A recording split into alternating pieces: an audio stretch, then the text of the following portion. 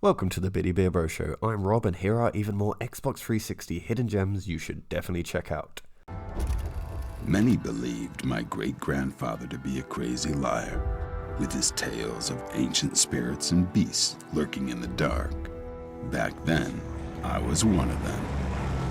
Bored of shooting zombies in the face? Well, how about shooting some mummies in the face instead? Deadfall Adventures is a first-person shooter that's a mix of Indiana Jones and Brendan Fraser's phenomenal action blockbuster. And just like those movies, the game is goofy fun and surprisingly solid in all aspects of its gameplay. I was shocked how good this game actually looks. All the ancient ruins and environments are absolutely stunning and really do immerse you into the game's world. The game is a mix of shooting, exploration, and puzzle solving. Enemies vary from Nazis to the supernatural, with the latter having to be weakened by light before you can take them down.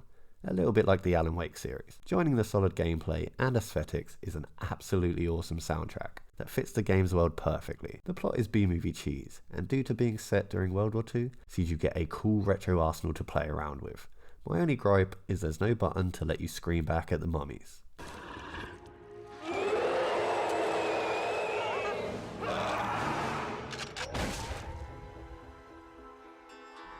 If you like our videos, or just appreciate the time and money that goes into the content, then please consider giving us a like and hitting that subscribe button. You never know, you may earn an achievement.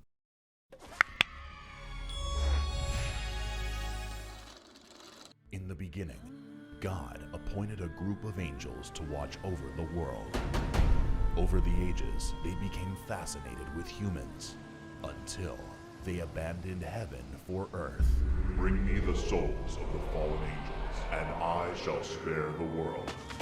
And so Not only is El Shaddai a trippy experience in terms of its gameplay, alternating from hack and slasher, bike racer, 2D platformer, and even 3D platforming, the trippiness continues into the game's visuals, which also constantly change throughout. Your eyes will be blessed with various Japanese animation-inspired graphics and art. One minute you will feel like you are part of Ghost in the Shell's futuristic world, then in a blink of an eye, you will be jumping through stages that feel like they're out of a Studio Ghibli movie. It is honestly breathtakingly beautiful, and worth picking up the game alone just on its visual spectacle. The meat of the gameplay is made up in its combat, something that starts out simple enough, but mastering your weapons effectively for the various foes and their weaknesses is a rewarding challenge. The game's story that involves taking on angels and redeeming mankind is a little bit nonsensical if you're not paying full attention, but don't let that put you off the wild, wholly unique ride that this game is.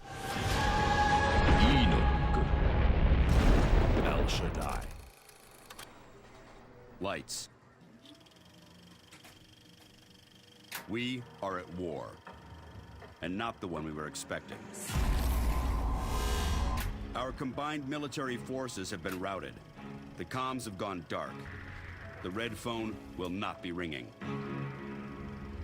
Taking all the crazy alien weaponry, permanent deaths, and strategic combat of the popular XCOM games and merging it all with a team-based third-person cover shooter that feels a little like Mass Effect probably shouldn't have worked, but it really does, as XCOM Declassified is a blast. From its gripping 1960s alien invasion story that's filled with lots of twists and turns, to its intuitive AI controls making ordering your squad around a breeze, the whole game just clicks to be a super campy good time.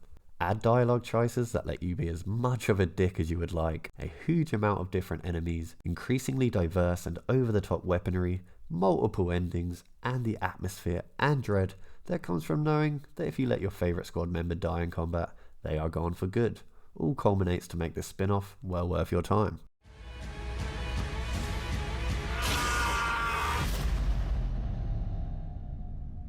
Welcome to XCOM. We face the gravest threat the world's ever known. We'll face it with the greatest hero the world's ever seen. With its single isolated setting and counter-based combat playing and feeling a lot like a less polished version of Batman Arkham Asylum, we have Captain America, and while it does borrow all of its best elements, that doesn't make this game any less fun. Knocking out multiple goons or deflecting rockets and bullets with Cap's shield never gets old. The combat is fluid and fast, with some nice platforming sections and a ton of collectibles bolstering out the game's runtime. The cast of the movie also returns to voice their respective characters and is a nice touch. Whether you're a fan of Marvel or not doesn't really matter, as the game is simplistic, bombastic fun.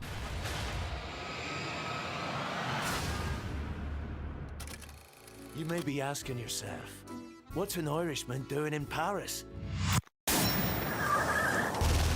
The next game is on this list as my good mate Liam has hounded me to do so. The Saboteur is an open world action title that feels like a cross between Pleasantville and old action movies of the 50s. Over-the-top stereotypes bulk out the game's colourful cast, like the absolutely lovable Irish main character or the sassy British spy.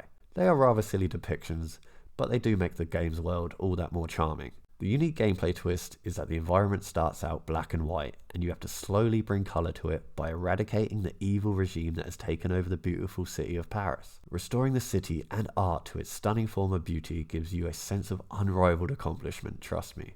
The gameplay is a mix of open world traversal, exploration, driving and shooting with a ton of side missions. And it's all bolstered by a superb soundtrack which is full of old-fashioned jazz and other music genres of that time period. This is a revolution you will want to join.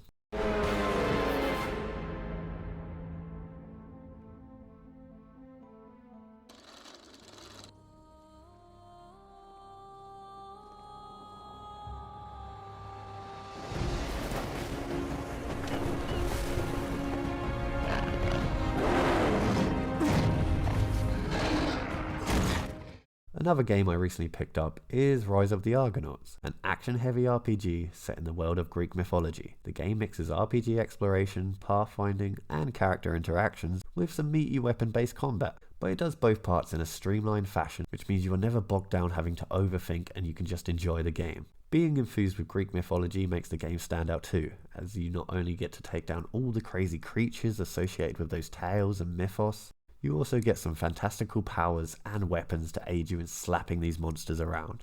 The storytelling and voice acting is also very strong, which makes recruiting your team and hunting down the Golden Fleece extremely cinematic, which in turn helps to suck you into the game's lore, story, and its characters. The stripped down RPG and action may not be for everyone, but I enjoyed the simplicity of the game's design and would still recommend you give it a go. Either with the gods or against them, I will have my vengeance.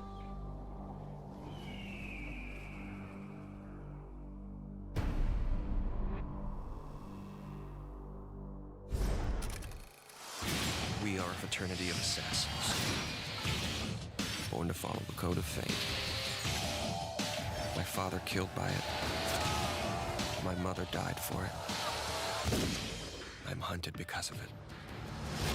And lastly is a game I completely forgot about until I stumbled across it in a charity shop for 10 English pence, and that game is Wanted, the video game, based on the movie, based on the comic, of the same name. The game actually continues the plot of the first movie, giving it more freedom to do what it wants, which just boils down to the game being a ridiculously fast, hyper-violent, schlocky, stupidly fun experience. The game plays like your typical third-person shooter, but with heaps of flashy style, a ton of slow-mo, and some gruesome knife executions. But where the game differs is your ability to curve bullets at will. Using some simple controls, you can swerve a bullet to any enemy who is hidden or out of sight. And honestly, it's so much fun and plays exactly like the movie. The game's voice cast all also do a really solid job, and the music from the movie is included, which really does help to immerse you into the experience. The game is super short, but that just means it never outstays its welcome.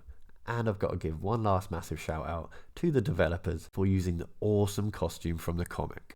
I'm an asshole with a gun and a cool suit.